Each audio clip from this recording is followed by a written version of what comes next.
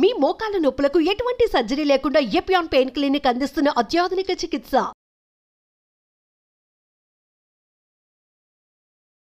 Doctor Nageswara Reddy గారు ఉన్నారు. పద్మశ్రీ, పద్మభూషణ్, పద్మవిభూషణ్ ఈ గొప్ప పురస్కారాలతో పాటు గ్యాస్ట్రో ఎంటరాలజీ అనే సబ్జెక్టులో వరల్డ్లోనే చాలా ప్రతిష్టాత్మకమైన పురస్కారాలు, అవార్డ్స్ కూడా వారు పొందారు. ఇటుపక్క ప్రభుత్వం నుంచి ఇచ్చే సివిలియన్ అవార్డ్స్తో పాటు ఆ రంగం గుర్తించిన అవార్డ్స్ కూడా చాలా అత్యంత విలువైనగా భావిస్తారు డాక్టర్స్. అవన్నీ పొందారు.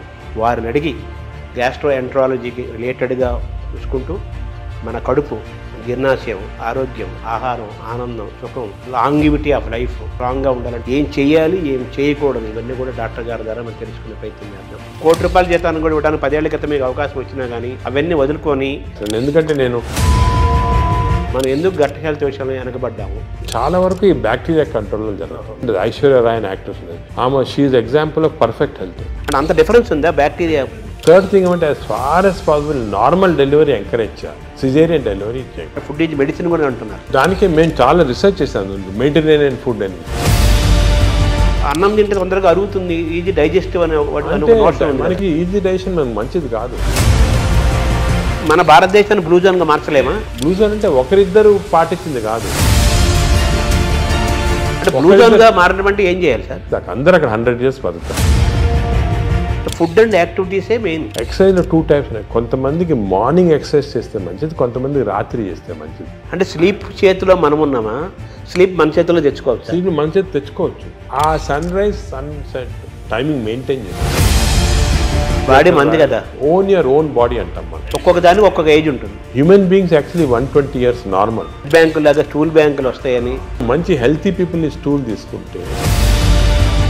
ఈ ఐబిఎస్ గురించి కూడా చాలా చర్చ జరుగుతుంది. IBS 30% of normal population IBS ఉంది. ఐబిఎస్ అంటే ఏమి? డైరియా రావచ్చు, కాన్స్టిపేషన్ రావచ్చు, పెయిన్ రావచ్చు, ఈ కాంబినేషన్లో రావచ్చు. ప్లాస్టిక్ దాని రోల్ కూడా ఉంది కదా సార్ అందులో. ఆ ఫ్యాటీ లివర్ పెరుగుతుంది కదా ఇప్పుడు. ఫ్యాటీ లివర్ ఉన్న వాళ్ళు ఫ్యాటీ లివర్తో చనిపోరు. అంత తొందరగానే వచ్చేస్తే I'm aiming in 5 years time. మన జీన్స్ వల్లనే మనకి ఈ ఫ్యాటీ లివర్ పెరుగుతుంది, పొట్టలు వస్తున్నాయి, పొట్ట పెరుగుతుంది అంటున్నారు కదా. ఈ ఎపిజెనెటిక్స్ టెక్నిక్స్లో ఈ జీన్స్ని బ్లాక్ చేశారు. ఈ ఒబెసిటీని తగ్గించడానికి, డయాబెటీస్ని కంట్రోల్ చేయడానికి ఇంజెక్షన్స్ వచ్చాయి అంటున్నారు. మెడికల్ షాప్స్లో అమ్ముతున్నారు, తీసుకొని. తప్పు చేయకూడదు అది. ఎందుకు అంటే మేజర్ గోల్ ఏంటి సార్ అంటే హెల్త్ ఫర్ పీపుల్. భారతదేశానికి నోబెల్ రాదా? మనం పని చేస్తూ ఉంటే ఏజీని ఎలా చూడాలనుకుంటున్నారు భవిష్యత్తులో? మీరు డాక్టర్స్కి, పబ్లిక్కి, ప్రభుత్వాలకి ఇచ్చే ఒక సింగిల్ మెసేజ్ ఏంటి సార్?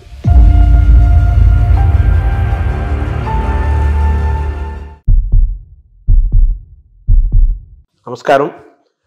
మనతో పాటు డాక్టర్ నాగేశ్వర రెడ్డి గారు ఉన్నారు. గ్యాస్ట్రో ఎంటరాలజిస్ట్గా వారు ప్రపంచ ప్రసిద్ధులు. అనేక పరిశోధనలు చేశారు, చేస్తున్నారు. కొత్తదనం కోసం ఎప్పుడు వారు వెంపర్లాడుతుంటారు. అంటే రీసెర్చ్, పరిశోధన జరగాలి, డాక్టర్లు అప్డేట్ అవ్వాలి. అలాగే ప్రజలకి, సామాన్యులకు కూడా వైద్యం ఏమిస్తోంది, వైద్యంలో జరుగుతున్న పరిశోధనలు ఏంటి, ఏమేమి అందుబాటులో ఉన్నాయి, ఇవన్నీ తెలుసుకుంటూ మన ఆరోగ్యాన్ని ఏ విధంగా కాపాడుకోవాలి, అనారోగ్యానికి ఎలా దూరంగా ఉండాలి, చిన్న చిన్న మార్పులతో కూడా మన ఆరోగ్యాన్ని ఎలా మనం చేసుకోవచ్చు, ఇవన్నీ కూడా ఒక బాధ్యతాయుతమైన డాక్టర్గా వారి కెరీర్ని ప్రారంభించి ఈరోజు ప్రపంచ ప్రఖ్యాతి తీసుకొచ్చి గ్యాస్ట్రో ఎంటరాలజీలు అనే సబ్జెక్ట్లో వాళ్ళు టాప్లో ఉన్నారు. నాగేశ్వర రెడ్డి గారు పద్మశ్రీ, పద్మభూషణ్, పద్మవిభూషణ్ ఈ గొప్ప పురస్కారాలతో పాటు గ్యాస్ట్రో ఎంటరాలజీ అనే సబ్జెక్టులో వరల్డ్లోనే చాలా ప్రతిష్టాత్మకమైన పురస్కారాలు, అవార్డ్స్ కూడా వారు పొందారు. ఇటుపక్క ప్రభుత్వం నుంచి ఇచ్చే సివిలియన్ అవార్డ్స్తో పాటు ఆ రంగం గుర్తించిన అవార్డ్స్ కూడా చాలా అత్యంత విలువైనగా భావిస్తారు డాక్టర్స్. అవన్నీ పొందారు. వారిని అడిగి గ్యాస్ట్రో ఎంటరాలజీకి రిలేటెడ్గా చూసుకుంటూ మన కడుపు, జీర్ణాశయం, ఆరోగ్యం, ఆహారం, ఆనందం, సుఖం, అలాగే లాంగివిటీ ఆఫ్ లైఫ్ స్ట్రాంగ్గా ఉండాలంటే ఏం చేయాలి, ఏం చేయాలి, ఏం చేయకూడదు, ఇవన్నీ కూడా డాక్టర్ గారి ద్వారా మనం తెలుసుకునే ప్రయత్నం చేద్దాం. నమస్కారం డాక్టర్ గారు. నమస్కారం శర్మ గారు. మామూలుగా మీరు ఆ వృత్తికి చాలా గొప్ప విలువని, గౌరవాన్ని తీసుకొచ్చారు. అదే అప్పుచ్చేవాడు, వైద్యుడు అని మామూలుగా మనం చిన్నప్పుడు చదువుకునేవాళ్ళం. సో ఆ వైద్యుడికి అంత స్థానం ఉంది. సరే, నెగిటివ్ పక్కన పెట్టేస్తే మీలాంటి వాళ్ళ వల్ల మళ్ళీ డాక్టర్లు ఇంత సర్వీస్ ఓరియంటెడ్గా ఉంటారు, ఇంత పబ్లిక్ ఇంట్రెస్ట్తో ఉంటారు, ఇన్ని రీసెర్చ్ చేస్తారు. ఆ వైద్యానికి, ఆ రంగానికి, అలాగే ఆ రాష్ట్రానికి, ఆ దేశానికి కూడా గొప్ప పేరు తీసుకొస్తారని మీలాంటి వాళ్ళ వల్ల మళ్ళీ ఆ వృత్తి యొక్క గౌరవాన్ని మీలాంటి వాళ్ళు కాపాడుతున్నారు. రీసెంట్గా పద్మవిభూషణ్ కూడా వచ్చింది. సో మీకు ముందుగా తెలుగు వారందరి తరపున మీకు అభినందనలు, పబ్లిక్ తరపున మీకు కృతజ్ఞతలు కూడా తెలియజేయాలి. సార్ ఇప్పుడు బాగా వినపడే మాట అన్ని డాక్టర్లు, వాడు కార్డియాలజిస్ట్ అయినా, నెఫ్రాలజిస్ట్ అయినా, న్యూరాలజిస్ట్ అయినా లైఫ్ స్టైల్ మాట్లాడుతున్నారు. ఫస్ట్ లైఫ్ స్టైల్ అంటున్నారు, తర్వాత గట్ హెల్త్ అంటున్నారు. గట్ హెల్త్, మైక్రోబయాము, దీని గురించే మాట్లాడుతున్నారు కదా. ఏంటి సార్ ఈ గట్ హెల్త్? ఈ గట్ హెల్త్ మనం కాపాడుకోవాలంటే ఏం చేయాలి? మనం ఎందుకు గట్ హెల్త్ విషయంలో వెనకబడ్డాము? గట్ హెల్త్ అనేది మీరు ఈ మధ్యనే వింటున్నారు అనమాట టర్మ్, కానీ మా మెడికల్ టర్మినాలజీలో చాలా రోజులుగా ఉంది గట్ హెల్త్ అనేది. దీనికి ఇంపార్టెన్స్ ఎందుకు వచ్చిందంటే, మామూలుగా సాధారణంగా నాన్ డాక్టర్స్ కానీ ఈవెన్ డాక్టర్స్ ఏమనుకునే వాళ్ళు హార్ట్ ఇంపార్టెంట్, చాలా హార్ట్ అండ్ కార్డియాలజిస్ట్కి అప్పుడు ప్రతి వాళ్ళు కార్డియాలజిస్ట్ చూపించుకోవటం, హార్ట్ అటాక్ వస్తుంది, స్టెంట్స్ వేసుకోవటం, హార్ట్ సర్జరీ చేసుకోవటం. అదేవిధంగా బ్రెయిన్ ఇంపార్టెంట్, మెదడులో ఏం రాకూడదని దానికి కరెక్ట్గా మందులు తీసుకోవటం, మెదడుకి కొన్ని ఎక్సర్సైజ్ ఉన్నాయి అవి చేయటము. అదేవిధంగా కిడ్నీస్ కూడా చాలా ఇంపార్టెంట్, లివర్ ఇంపార్టెంట్ అని అందరు అనుకునేవాళ్ళు. కానీ ఇప్పుడు మనకి రీసెంట్గా చాలా రీసెర్చ్ జరిగింది. దీంట్లో ఏం తెలిసిందంటే, ఇవి అన్నిటికీ సెంట్రల్ కంట్రోల్ అని ఒకటి ఉంటుంది. సెంట్రల్ కంట్రోల్ బ్రెయిన్లో లేదు, హార్ట్లో లేదు, కానీ సెంట్రల్ కంట్రోల్ మన పేగుల్లో ఉంది. ఎందుకు అంటే, ఇప్పుడు మీరు న్యాచురల్ ఎవల్యూషన్ చేసి చూసారనుకోండి, ఈ ఎవల్యూషన్లో మామూలుగా చిన్న జంతువుల్లో కూడా మ్యాక్సిమం ఇంపార్టెన్స్ పేగులకి ఇచ్చారు. ఎవల్యూషన్ అంటే nature has given that importance. ఎందుకు అంటే, మనం నార్మల్గా ఆహారం తింటాము, ఆహారం నుంచి ఎనర్జీ వస్తుంది. ఈ ఎనర్జీ ప్రతి ఆర్గన్కి డిస్ట్రిబ్యూట్ అవుతుంది. హార్ట్కి ఎనర్జీ అవసరం, బ్రెయిన్కి ఎనర్జీ అవసరం, కిడ్నీ. ఈ ఎనర్జీ అనేది సెంట్రల్ మాట. ఈ ఎనర్జీ ఎందుకు వస్తుంది? మన ఆహారం తిన్న సరిగా డైజెస్ట్ అయితే ఎనర్జీ వస్తుంది. ఈ కాన్సెప్ట్ అనేది ఇప్పుడు మనకి తెలిసిపోయిన తర్వాత అసలు గట్లో ఇంత ఇంపార్టెన్స్ ఎందుకు ఉంది? మనకి గట్ అంటే ఆహార వాహిక, అదేవిధంగా జీర్ణాశయము, అదేవిధంగా చిన్న ప్రేగులు, పెద్ద ప్రేగులు, ఒక సిస్టమ్ ఉంది. ఈ సిస్టమ్ మనం తిన్న ఆహారం లోపలికి వెళ్ళిన తర్వాత, ఆహారం అనేది చాలా కాంప్లెక్స్. అంటే దాంట్లో ప్రోటీన్స్ ఉంటాయి, కార్బోహైడ్రేట్స్ ఉంటాయి, ఫ్యాట్స్, అన్నీ చాలా కాంప్లెక్స్, అన్నీ కలిపి ఆహారం తయారవుతుంది. ఈ ఆహారం లోపలికి వెళ్ళిన తర్వాత బాడీ ఏమంటే దీన్ని బ్రేక్ డౌన్ చేస్తుంది. అంటే ప్రోటీన్స్ని అమైనో యాసిడ్స్, అదేవిధంగా ఫ్యాట్స్ని చిన్న ట్రైగ్లిజరైడ్స్ అలాగా, అదేవిధంగా మనం తిన్న కార్బోహైడ్రేట్స్ని గ్లూకోజ్, ఫ్రక్టోజ్, సింపుల్ సబ్స్టెన్సెస్ లాగా, అంటే చాలా ఇంటెలిజెంట్గా మనకున్న ఎంజైమ్స్ బ్రేక్ డౌన్ చేసి ఇవన్నీ కూడా ఆహార లోపలికి మన బ్లడ్ వెజల్స్లోకి అబ్జార్బ్ అయిపోయి న్యూట్రిషన్ అనేది వస్తుంది బాడీ. అంటే ఇట్స్ వెరీ కాంప్లెక్స్ సబ్జెక్ట్. దీని గురించి చాలా వరకు రీసెంట్గానే బాగా క్లియర్గా అర్థమైపోయింది మనకి. ఎందుకంటే సరే ఆహారం తింటాము, ఎనర్జీ వస్తుంది అంటారు కదా, ఇదే కాకుండా ఈ మన హోల్ ఇంటెస్టైనల్ సిస్టమ్స్లో చిన్న న్యూరాన్స్, అంటే మన బ్రెయిన్లో ఉంటాయి న్యూరాన్స్ అంటాం చూడండి, మన ఇంటెస్టైన్స్లో 100 మిలియన్ న్యూరాన్స్. అంటే మనం అనుకునేది ఇంటెస్టైన్స్ మామూలుగా ఏదో పేగులు డైజెషన్ ఉన్నా, కానీ దాని ఇంటెలిజెన్స్ మాట. అంటే 100 మిలియన్ న్యూరాన్స్ ఉన్నాయంటే ఎంత ఇంటెలిజెన్స్ ఉంటుంది. ప్రతి న్యూరాను అంటే మన పేగులు కూడా ఆలోచిస్తుంటాయి, ఇది మంచి ఆహారమా చెడ్డ ఆహారం, ఈ ఆలోచనని దాంట్లో ఉన్నాయి. అదే కాకుండా ఇంకొక ఇంట్రెస్టింగ్, మన పేగుల్లో హార్మోన్స్ ప్రొడ్యూస్ చేస్తాయి, neuro endocrine tumours. Neuro endocrine cells మనకి బాడీలో అంతా హార్మోన్స్, అంటే థైరాయిడ్ ఉంది, అదేవిధంగా ప్యాన్క్రియాస్లో ఇన్సులిన్ వస్తుంది, పారాథైరాయిడ్ ఉంది, ఇవన్నీ కూడా హార్మోన్స్ డిఫరెంట్ బాడీ సిస్టమ్స్లో ఉన్నాయి. కానీ మన ప్రేగుల్లో అన్ని బాడీలో ఉన్న హార్మోన్స్లో ఉన్న సెల్స్ కన్నా కూడా ఎక్కువ సెల్స్ ఇంటెస్టైన్స్లో ఉన్నాయి. అంటే ప్రేగుల్లో నరాలు ఉన్నాయి, అదేవిధంగా హార్మోన్స్ ఉన్నాయి. ఇవన్నీ కోఆర్డినేటెడ్ మెకానిజంగా పనిచేస్తాయి.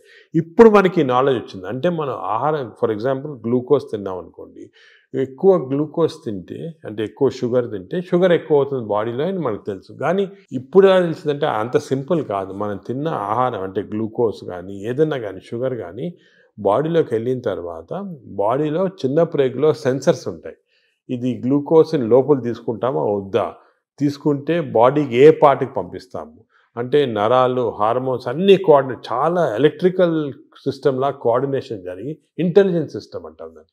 ఆ ఇంటెలిజెన్స్ సిస్టమ్ తోటి ఆ బాడీలో ఎంత అబ్జార్బ్ కావాలా, ఎక్కడెక్కడికి వెళ్ళాలి, అవన్నీ కూడా డిసైడ్ చేస్తుంది బాడీ. దిస్ ఇస్ మన ఆర్టిఫిషియల్ ఇంటెలిజెన్స్ కన్నా ఈ ఇంటెలిజెన్స్ ఎక్కువ బాడీలో. ఇన్ని రోజులు తెలియలేదు, ఇప్పుడు తెలుస్తుంది మనకి. సో హార్మోన్స్, నరాలు. అదేవిధంగా థర్డ్ కాంపోనెంట్ ఇప్పుడు వచ్చింది. థర్డ్ కాంపోనెంట్ ఏమంటే, మనం ఏమనుకున్నాము అంటే మనం తిన్న ఆహారం ప్రకారము మన బాడీ సిస్టమ్ ప్రకారం జరుగుతున్నాయి, కానీ అవన్నీ కరెక్ట్ కాదు. ఇప్పుడు మనకేం తెలిసిందంటే మన ప్రేగుల్లో, అంటే ఎస్పెషల్లీ చిన్న ప్రేగుల్లో, పెద్ద ప్రేగుల్లో బ్యాక్టీరియా, వైరస్, ఫంగై 3 ఉంటాయి అన్నమాట. బ్యాక్టీరియా, ఇవేమంటే దిస్ ఆర్ కాల్డ్ మైక్రోబయోమ్. ఈ మైక్రోబయామ్ అనేది మనకున్న సెల్స్ కన్నా బాడీలో సెల్స్ కన్నా ఈ మైక్రోబయామ్ సెల్స్ ఎక్కువ. అంటే బ్యాక్టీరియా ఎక్కువ, వైరస్ ఎక్కువ, ఫంగై ఎక్కువ. ఇవి జీన్స్, దీంట్లో జీన్స్ మనం లెక్క పెట్టగలిగితే ఈ జీన్స్ దీంట్లో 2 మిలియన్ జీన్స్ ఉన్నాయి. మన బాడీలో 20,000 జీన్స్ ఉన్నాయి. అంటే మనకి we are completely controlled by this microbiome bacteria. ఎందుకంటే అన్ని జీన్స్ ఉన్నాయి దాంట్లో. అంటే మన డిఎన్ఏ దానికి రిలేటెడ్ ఉంటుంది. డిఎన్ఏ, మన డిఎన్ఏ బ్యాక్టీరియా డిఎన్ఏ కాన్స్టెంట్గా they are touching each other, talking to each other. మన ఆహారం ఎంత తీసుకున్నా డైజెషన్ జరుగుతుంది కదా, ఎంత అబ్జార్బ్ కావాలి, ఎంత వెళ్ళాలని ఈ క్రాస్ టాక్ వల్ల జరుగుతూ ఉంది. మనం తినదానిపైన డిసైడ్ కాదు, ఈ మైక్రోబయామ్ పైన కూడా డిసైడ్ అవుతుంది. సపోజ్ మంచి మైక్రోబయామ్ ఉందనుకోండి, మనని ప్రొటెక్ట్ చేస్తుంది. అరే ఈ బాడీని ప్రొటెక్ట్ చేయాలి, మనం ఈ బాడీలో ఉన్నాము, దీన్ని ప్రొటెక్ట్ చేయాలా అండ్ మంచి సబ్స్టెన్సెస్ అబ్జర్వ్ చేసి చెడ్డ సబ్స్టెన్సెస్ బయటికి పంపించేస్తుంది, మన మోషన్ ద్వారా వచ్చేస్తుంది. అదే చెడ్డ మైక్రోబయామ్ ఉన్నాయనుకోండి, అంటే ఇది ఎలాగంటే ఎగ్జాంపుల్ ఒక దేశంలో ప్రజలు ఉంటారు, మంచి ప్రజలు ఉంటారు, చెడ్డ ప్రజలు ఉంటారు. మంచి ప్రజలు ఈ దేశానికి ఏమైనా చేయాలా, అవి చేయాలా అని ఆలోచిస్తూ ఉంటారు. అదే చెడ్డ ప్రజలు టెర్రరిస్ట్ ఉన్నారు, ఎలా దీన్ని డిస్ట్రాయ్ చేస్తాము అని. మన బ్యాక్టీరియా కూడా బాడీలో అలాగే మంచి ప్రజలు చెడ్డ ప్రజలు ఉన్నట్టు మంచి బ్యాక్టీరియా చెడ్డ bacteria, good bacteria bad bacteria. ఈ బ్యాడ్ బ్యాక్టీరియా ఎప్పుడు ఇలా బాడీని ఎలా డిస్ట్రాయ్ చేస్తాము, ఈ బాడీలో షుగర్ ఎలా ప్రొడ్యూస్ చేస్తాము, ఈ బాడీకి హార్ట్ ఎలాగ చెడిపేస్తాము, ఈ బాడీకి బ్రెయిన్ ఎలా చెడిపేస్తాము కాన్స్టెంట్గా ఉంటాయి. So there is a constant big battle మన ప్రేగుల్లో. బ్యాడ్ బ్యాక్టీరియా గుడ్ బ్యాక్టీరియాకి ఇప్పుడు వార్ జరుగుతూ ఉంది. లోపల పెద్ద సైన్యం ఉంది, సైన్యం ఉంది, అంటే మిలియన్స్ మన అంత పెద్ద సైన్యం ఉంది. మనకి గుడ్ బ్యాక్టీరియా గెలిస్తే మనకి మంచిది బాడీకి. సో ఈ heart attacks, brain strokes, kidney damage ఇవన్నీ కూడా కొంతవరకు మనం అనుకున్నట్టు ఫిజియాలజీ ప్రకారం జరుగుతుంది, కానీ చాలా వరకు ఈ బ్యాక్టీరియా కంట్రోల్లో జరుగుతుంది. మనకు తెలిసిపోయింది ఇప్పుడు. దానికే మనం చూస్తుంటే కొంతమంది అది ఏదంటే తింటారు, నాకేం జబ్బులు రావు అంటారు. ఫర్ ఎగ్జాంపుల్ ఫేమస్ ఎగ్జాంపుల్ మనకి ఒక యాక్ట్రెస్ ఉండేది, ఐశ్వర్య రాయ్ అనే యాక్ట్రెస్ ఉండేది. ఆమె she is example of perfect health. అందరూ అడిగేవాళ్ళు మీరు ఏం చేస్తారు, ఎక్సర్సైజ్ ఏం తింటారు, ఆమె ఏం లేదండి, ఏం చేయటం లేదు, మన న్యాచురల్ బాడీ. అప్పుడు ఊరికనే అందరు ఎలాగ natural, this is a natural అంటే మన మంచి బ్యాక్టీరియా ఉంటే బాడీ గ్లో వస్తుంది, స్కిన్ గ్లో వస్తుంది, అదేవిధంగా షుగర్ కంట్రోల్లో ఉంటుంది. సో ఇది ఫండమెంటల్గా ఇది తెలిసిపోయింది ఇప్పుడు మనకి. సో మోస్ట్ ఇంపార్టెంట్ ఇప్పుడు ప్రజలు అడిగేది ఏమంటే ఎలాగా how to have good bacteria, how to avoid bad bacteria, ఇది అనేది ఫండమెంటల్ క్వశ్చన్ వచ్చింది మనకి. దీని గురించి చాలా రీసెర్చ్ జరుగుతుంది. ఇంకో ఫండమెంటల్ క్వశ్చన్ మామూలు చాలామంది నన్ను అడుగుతుంటారు, అది ఇన్ని సంవత్సరాలుగా మనం చూస్తున్నాం కదా, ఇది ఎందుకు తెలియదు, ఈ నాలెడ్జ్ ఎందుకు లేదు, ఈ బ్యాక్టీరియా గురించి ఇప్పుడే 2-3 సంవత్సరాలుగా మాట్లాడుతున్నారు అందరూ, మీరు కూడా 2-3 సంవత్సరాలుగా ఎందుకు తెలియలేదంటే ఈ బ్యాక్టీరియా అనేది లోపల ఉంటాయి కదా, దీన్ని తీసి కల్చర్ చేసి స్టడీ చేసే టెక్నిక్స్ మన దగ్గర లేవు ఇన్ని రోజులు. గత 3-4 సంవత్సరాలుగా మెటాజీనోమిక్స్ అని కొత్త టెక్నాలజీ వచ్చింది. అంటే ఈ బ్యాక్టీరియా తీసి మనం జీనోమిక్ స్టడీస్ చేసి ఏ బ్యాక్టీరియా ఎన్ని ఉన్నాయి అవన్నీ కూడా జస్ట్ 2-3 ఇయర్స్గానే నాలెడ్జ్ వచ్చింది.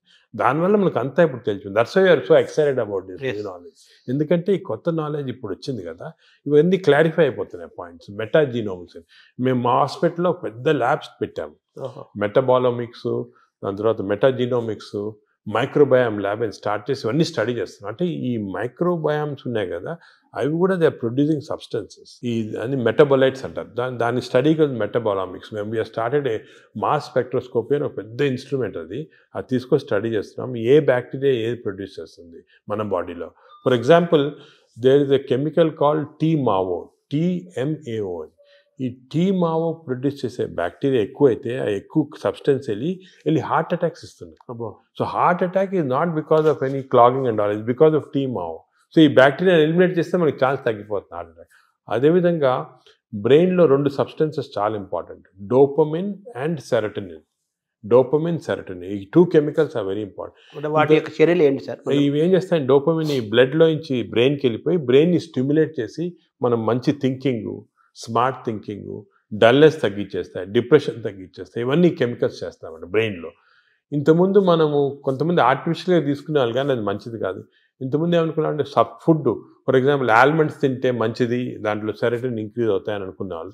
కానీ ఫుడ్ డైరెక్ట్గా దానివల్ల కాదు.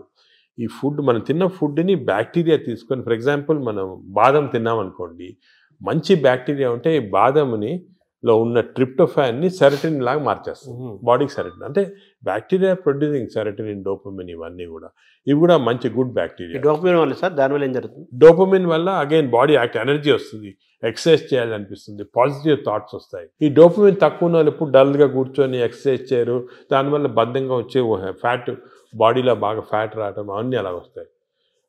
ఈ స్లీప్లెస్నెస్ అవన్నీ కూడా బ్యాక్టీరియాకి సంబంధించి.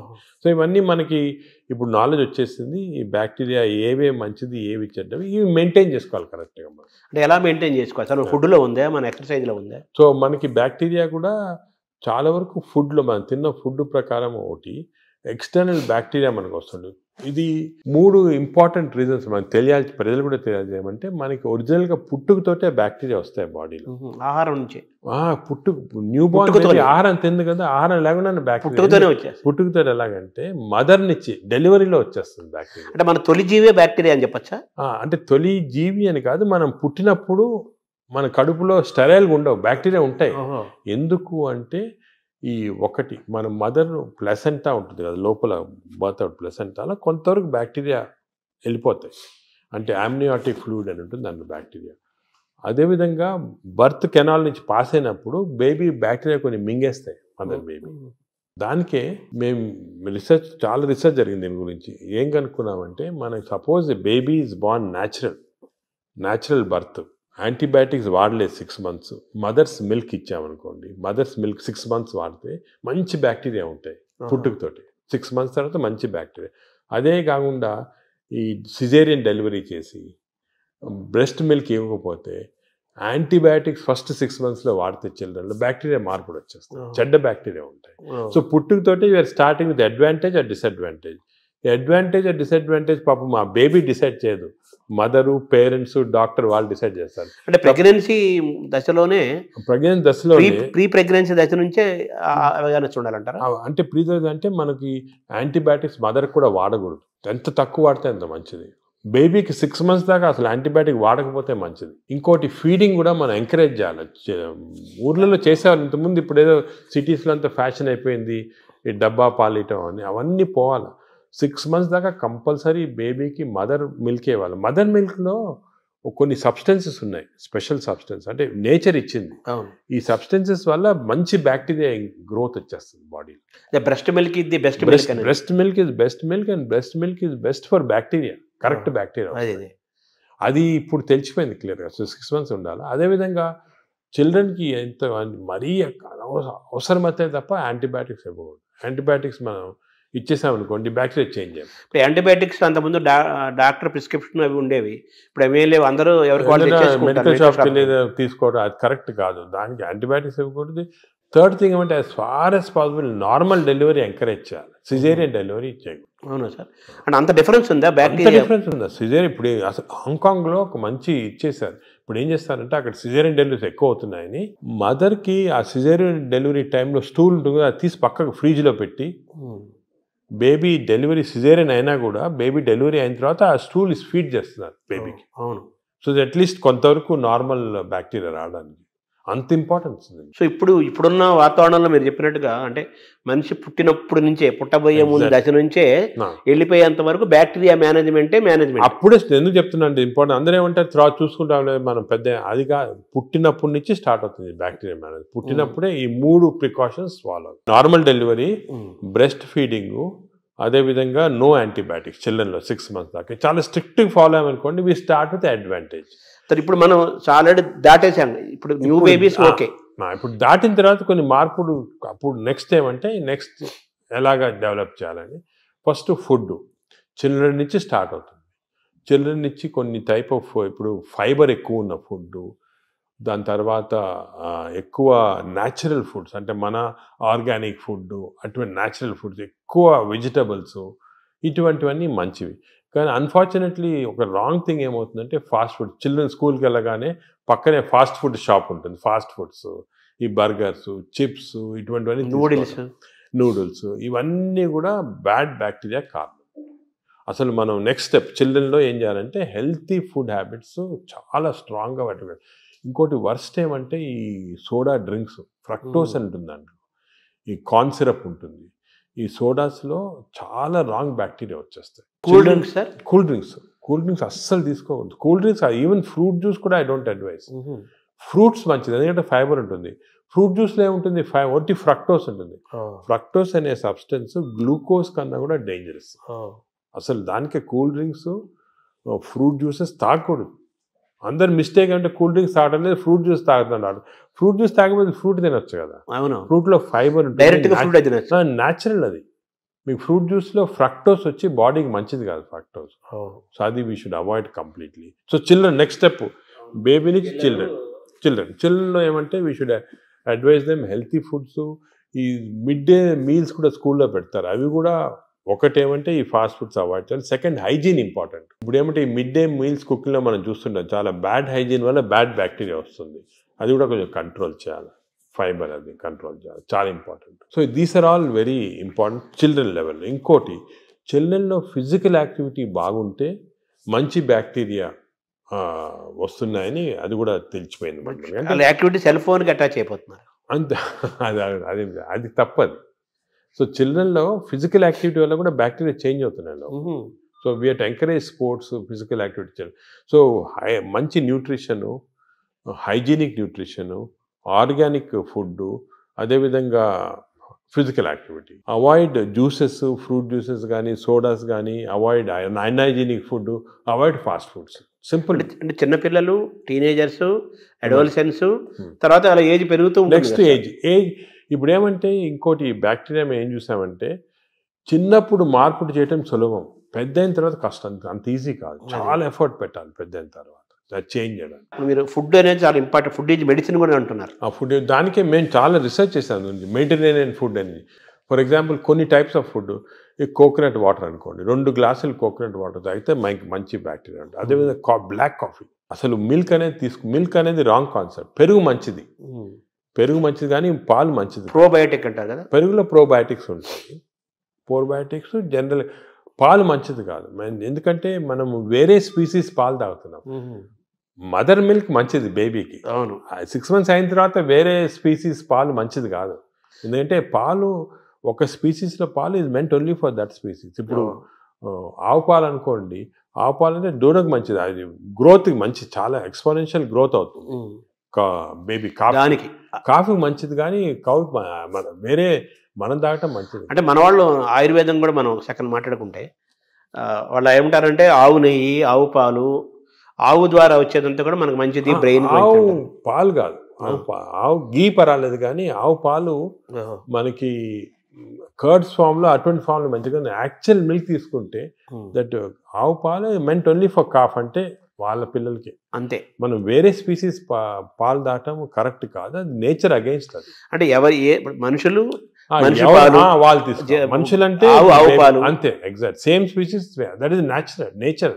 మనం నేచర్ కి వ్యతిరేకంగా వెళ్తాం. సో ఆవు నెయ్యి మంచిది అంటారు కదా, బ్రెయిన్ బ్రెయిన్ మంచిదని కాదు, అంటే కొంతవరకు ఇంతకుముందు నెయ్యి తీసుకోవడం మంచిది కాదు అంటే, ఇప్పుడు కొంతవరకు లిమిటెడ్ క్వాంటిటీస్ లో పర్వాలేదు నేను వచ్చింది, అంతేగాని మంచిదని కాదు, ఎక్కువ తీసుకోవడం మంచిది అలా కాదు. ఇందులో ఈ జర్నీలో అవాయిడ్ వైట్స్ అనేది ఒక పెద్ద ప్రచారం జరుగుతుంది కదా సార్, అది అవాయిడ్ ఏదంటారు? అవాయిడ్ వైట్స్ అంటే అన్నము, వైట్ అనేది జనరల్ టర్మినాలజీ, కానీ జనరల్ గా దోస్ అంటే ఇప్పుడు మనం ఫుడ్ లో కార్బోహైడ్రేట్స్, ప్రోటీన్, ఫ్యాట్ లో saturated fat, unsaturated fat example ఏమంటే ఆలివ్ ఆయిల్. వెస్టర్న్ కంట్రీస్ లో ఆలివ్ ఆయిల్ ఎక్కువ తింటారు, మనం ఆలివ్ ఆయిల్ తో కుక్ చేయలేము. ఆలివ్ ఆయిల్ కుక్ చేస్తే అది చెడిపోతుంది. దానికి రైస్ బ్రాన్ ఆయిల్ అని ఉంది. Rice bran oil is equal to olive oil, దీనికి అన్సాచురేటెడ్ ఫ్యాటీ యాసిడ్ ఎక్కువ. Saturated fatty acids are hydrogenated fats ఏమంటే వనస్పతి, కొంతవరకు గీ, అవి మంచిది కాదు. కొంతవరకు మన కౌ గీ అంటే ఆవుది వచ్చిన గీ కొంతవరకు పర్వాలేదు, ఎక్కువ మంచిది కాదు. అన్నం కూడా తినొద్దు అంటున్నారు కదా వైట్స్ లో, అది ఫ్యాట్స్ పార్ట్. సో ఎక్కువ అన్సాచురేటెడ్ ఫ్యాటీ యాసిడ్స్ అవి మంచిది. హైడ్రోజనేటెడ్ ఫ్యాటీ యాసిడ్స్ వనస్పతి లాంటిది అవి మంచిది కాదు. నా సెకండ్ ఏమంటే కమింగ్ టు కార్బోహైడ్రేట్స్లో సింపుల్ కార్బోహైడ్రేట్స్, కాంప్లెక్స్ కార్బోహైడ్రేట్స్ ఉంటాయి. సింపుల్ కార్బోహైడ్రేట్స్ అంటే ఏమి, రైసు ఇటువంటివి. ఏమంటే సింపుల్, దీంట్లో ఎక్కువ ఫైబర్ ఉండదు, మనం తింటే గ్లూకోజ్ ఇమ్మీడియట్గా బాడీలో అబ్జర్వ్ అయిపోయి మంచిది కాదు. లోపల బ్యాక్టీరియా కూడా అవి కూడా లేజీ అయిపోతాయి, ఎక్కువ పని లేదు దానికి. రైస్ ఇచ్చామనుకోండి, గ్లూకోజ్ తీసి బాడీకి పంపించేసి డ్రౌజినెస్. వేరే సేమ్ కాంప్లెక్స్ కార్బోహైడ్రేట్స్ మిల్లెట్స్ ఉంటాయి. ఎగ్జాంపుల్ మిల్లెట్స్ అనుకోండి, దాంట్లో చాలా ఫైబర్ ఉంటుంది, గ్లూకోజ్ ఆ ఫైబర్ మధ్యలో ఉంటుంది, దాన్ని ఎక్స్ట్రాక్ట్ చేయాలంటే అంత ఈజీ కాదు, బ్యాక్టీరియా కూడా కొంచెం పనిచేయాలి దానికి. అంటే ఒకప్పుడు మనం రాగులు, సజ్జలు, ఆరికలు, కొర్రలు, రాగులు కానీ మంచిది, ఈ సొరగము అవన్నీ కూడా, అంటే మిల్లెట్స్ ఆర్ వెరీ గుడ్. ఇవి మనం రియలైజింగ్ నా ఎక్కువ మిల్లెట్స్ తింటే మంచిది అది. సో దీస్ కార్బోహైడ్రేట్స్లో మిల్లెట్స్ ఎక్కువ కాన్సన్ట్రేట్ చేసేసి polished, especially polished rice avoid చేయాలి. అంటే మామూలుగా అన్నము కంపారిటివ్గా అన్నం తింటే తొందరగా అరుగుతుంది, ఈజీ డైజెస్టివ్ అనే మనకి ఈజీ డైజెషన్ మనకు మంచిది కాదు. మనకి ఈజీ డైజెషన్ అంటే పేషెంట్స్కి, బాగా వీక్ ఉన్న వాళ్ళకి అవసరం, కానీ మనకి normal human being complex digestion మంచిది. ఎందుకంటే కాంప్లెక్స్ డైజెషన్లో ఫైబర్, దీన్ని గ్లైసిమిక్ ఇండెక్స్ అంటారు, ఒక టర్మినాలజీ పబ్లిక్ కూడా తెలియాలి. గ్లైసిమిక్ ఇండెక్స్ అంటే ఏమంటే, మన ఆహారం తిన్నామంటే మన బ్లడ్ షుగర్ లెవెల్ ఎంత ఇంక్రీజ్ అవుతుంది. సో గ్లైసిమిక్ ఇండెక్స్ ఒక ఫుడ్ ఎక్కువ ఉంది అంటే డైజెషన్ కావచ్చు, కానీ ఆ గ్లైసిమిక్ ఇండెక్స్ ఎక్కువ కావటం వల్ల గ్లూకోజ్ ఎక్కువే మంచిది కాదు బాడీకి. సో రైస్కి, షుగర్కి మ్యాక్సిమం గ్లైసిమిక్ ఇండెక్స్, ఎందుకంటే షుగర్ తినడానికి ఇమీడియట్ గ్లూకోజ్ ఎక్కువ అవుతుంది, రైస్ తినడానికి కొంతవరకు అవుతుంది. కానీ కాంప్లెక్స్ కార్బోహైడ్రేట్స్ మిల్లెట్స్ అయితే గ్లైసిమిక్ ఇండెక్స్ తక్కువ. కొన్ని ఉన్నాయి బీన్స్, మన చిక్కుడుకాయ, ఇది కిడ్నీ బీన్స్ అంటారు అవి, అవన్నీ రాజ్మా, ఇవన్నీ గ్లైసిమిక్ ఇండెక్స్ తక్కువ. అవి కూడా కార్బోహైడ్రేట్స్, గ్లైసిమిక్ ఇండెక్స్ తక్కువ. అంటే అవి తింటే దాంట్లో ఫైబర్ నుంచి గ్లూకోజ్ బయటికి లాగాల, బ్యాక్టీరియా పనిచేయాలి, అన్ని చేసి స్లోగా గ్లూకోజ్ ఇంక్రీజ్ అవుతుంది. సో దట్ ఈస్ నాట్, అది మంచిది. లో గ్లైసిమిక్ ఇండెక్స్ అంటే మంచిది. సో ఇది కార్బోహైడ్రేట్స్. సో అరుగుదల, రైస్ తింటే మంచిది అరగటం అనేది మంచిది కాదు, తొందరగా అరగకూడదు, డిలేగా. థర్డ్ ఆస్పెక్ట్ ప్రోటీన్లో మనకి యానిమల్ ప్రోటీన్, వెజిటబుల్ ప్రోటీన్ అంటే ఈ స్ప్రౌట్స్, దాల్స్, ఇవన్నీ వెజిటబుల్ ప్రోటీన్. యానిమల్ ప్రోటీన్లో కొన్ని మంచి ఉంది, చెడు ఉంది. Animal protein high quality protein, for example eggs అనుకోండి, మంచిది యానిమల్ ప్రోటీన్. అదేవిధంగా కొంతవరకు ఫిష్ మంచి ప్రోటీన్, అంటే దాంట్లో ఎక్కువ ఫ్యాట్ లేదు. కానీ ఇప్పుడు రెడ్ మీట్ అనుకోండి, దాంట్లో సాచురేటెడ్ ఫ్యాట్ ఎక్కువ, అది మంచిది కాదు. అసలు రెడ్ మీట్ అనేది తినకూడదు అసలు. ఈ రెడ్ మీట్ వల్ల మనకి బాడీ హార్మ్ కాకుండా ఈ బాడీలో క్యాన్సర్స్ రావటము, కోలన్ క్యాన్సర్స్ వెస్టర్న్ కంట్రీలో చాలా ఎక్కువ పాలిప్స్ రెడ్ మీట్ వల్ల. So red meat complete avoid చేస్తేనే బెటర్. సో ఇవి కొన్ని జనరల్ ప్రిన్సిపల్స్ మాట. దీంట్లో స్పెసిఫిక్గా మేము ఈచ్ పేషెంట్కి అడ్వైస్ చేస్తుంటాం.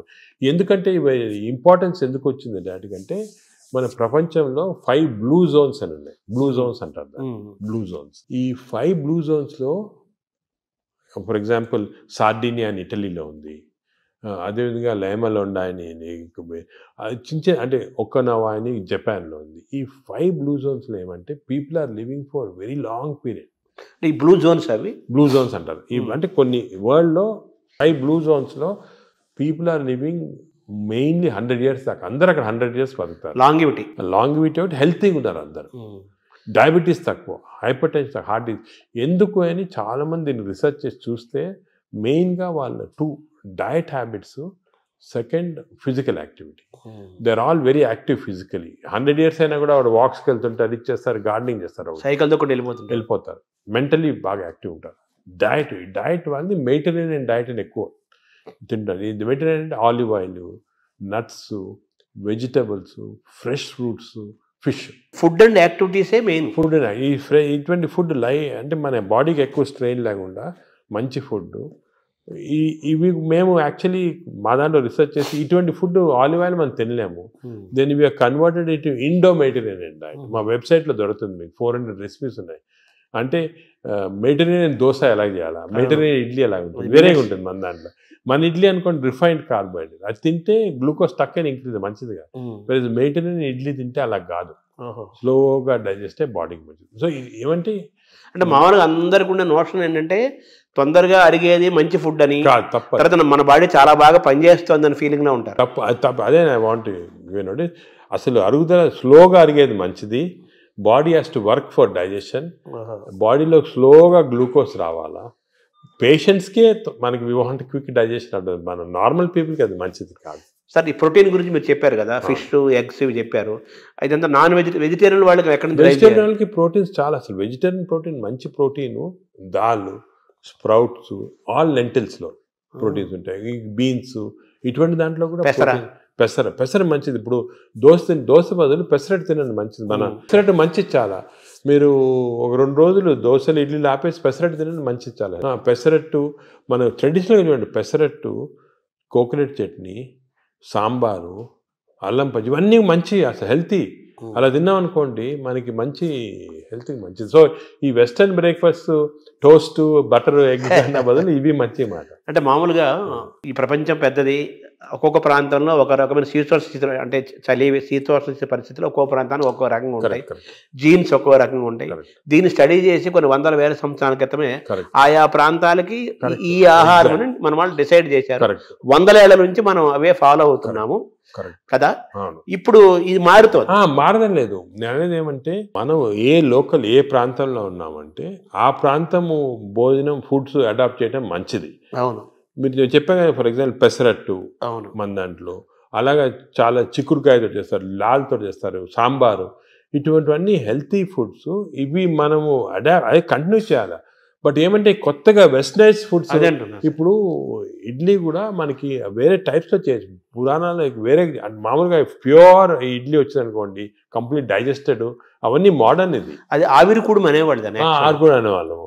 అలాగే ఇప్పుడు మనము ఆపం తీసుకోండి, ఆపం కూడా బాగా స్టీమ్డ్, అది మంచి ఇది. అది కేరళ వాడు ఎక్కువ తింటారు, అది తింటారు మన దగ్గర కూడా. సో ఇటువంటివన్నీ ఒరిజినల్ డైట్స్ అని మనం ఫాలో అయ్యి ఈ కొత్త అడిషన్స్ వచ్చాయి చూడండి, అవి మంచిది కాదు.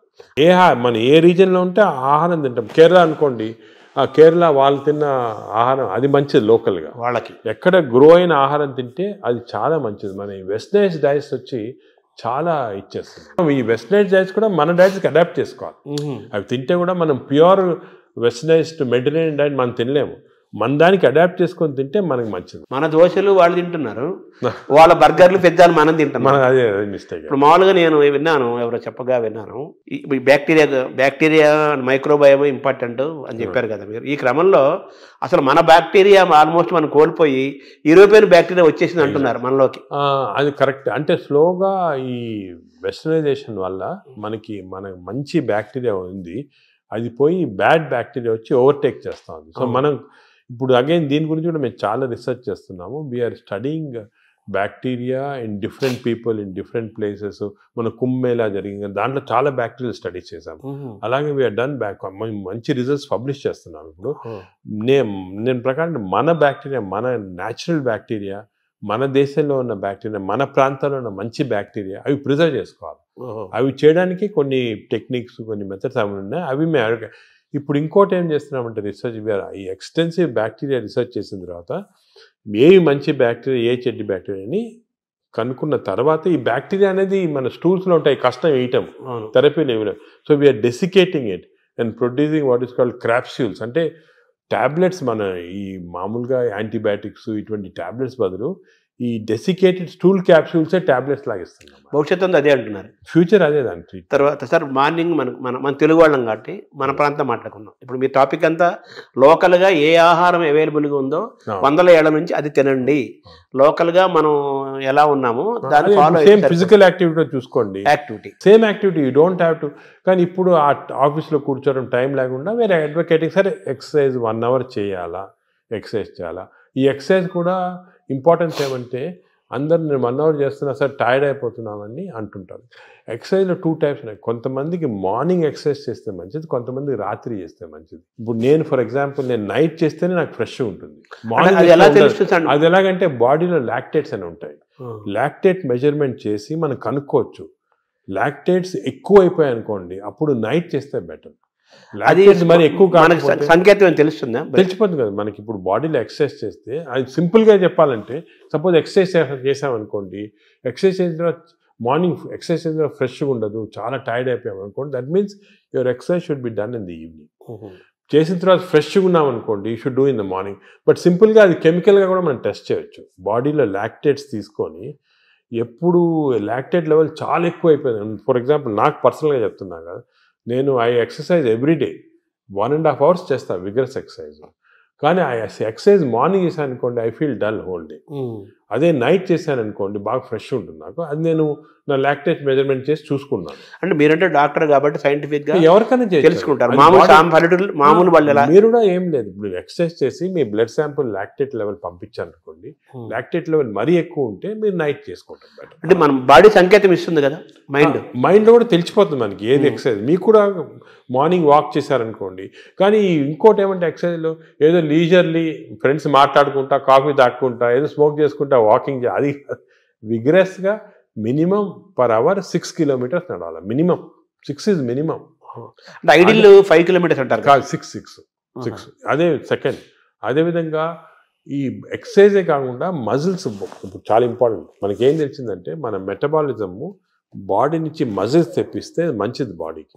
సో చిన్న చిన్న మజిల్ ఎక్సర్సైజెస్, హ్యాండ్ ఎక్సర్సైజెస్, ఈ కోర్ ఎక్సర్సైజ్ అంటాం, అంటే బాడీలో ఉన్న అబ్డామన్ మజిల్స్ కోర్, ఈ కోర్ ఎక్సర్సైజ్ ఇవన్నీ చేసి మన బాడీలో muscle strength plus aerobics. Aerobic strength అంటే అలాగా వీ కెన్ డూ ఈ వాకింగు, సైక్లింగు, స్విమ్మింగ్, ఇవన్నీ ఏరోబిక్ ఎక్సర్సైజ్. ఈ రెండు ఈక్వల్ కాంపనెంట్ చేయాలి.